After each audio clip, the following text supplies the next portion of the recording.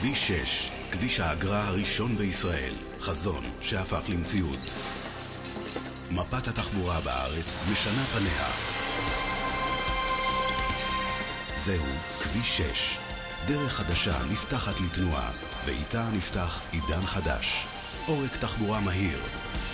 התנועה הזורמת בנתיביו מאיצה את הדרך לנהגים המגלים חוויית נהיגה אחרת, איכותית ובטוחה. אכן, מציאות ישראלית מרעננת. כביש אגרה אלקטרוני המזמין נסיעה חלקה ושוטפת בזכות מערכות הבקרה והטכנולוגיות החדישות המשולבות לכל אורכו. כ-50,000 כלי רכב נעים מדי יום בכביש 6. הנוהגים ברכב והנוסעים נהנים מנסיעה נוחה המקרבת אותם ליעדם מהר יותר מאי פעם. כלי הרכב הנוסעים בכביש נכנסים ויוצאים ללא עצירה. הם מזוהים על ידי חיישנים אלקטרוניים מתוחכמים המותקנים בשערי האגרה. רכבי השירות המסיירים בכביש 24 שעות ביממה נכונים לספק כל שירות ולהבטיח את הדרך הפתוחה. כביש 6 הוא לא רק דרך מהירה, אלא מערכת תעבורה מקיפה וכוללת. מסע קצר בזמן מגלה את היקף העבודה והקצב המסחרר שהביא להקמתו. הישג מרשים של תכנון ובנייה בקנה מידה עצום שהחל לפני 4 שנים בלבד, בשנת 1999, והיה אחד מעמודי התווך של המשק הישראלי.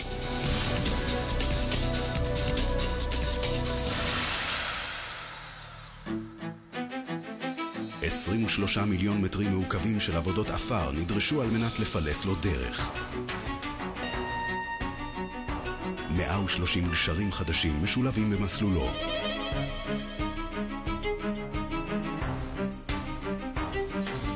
מיליון ו700 טונות של אספלט נכבשו למשטח נסיעה חלק.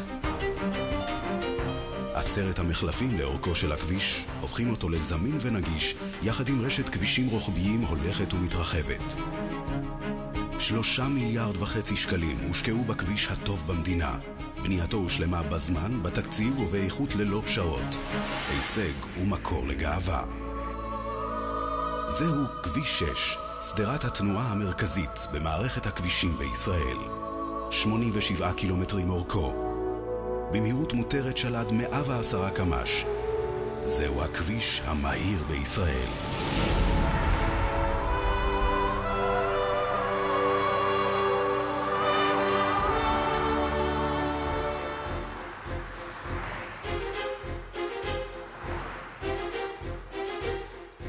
כביש 6, פרויקט הבנייה הגדול ביותר בתולדות המדינה. סמל לנחישות ויכולת, גאווה לאומית וציון דרך נוסף בבניינה של הארץ המתקדמת אל עתידה. כביש 6.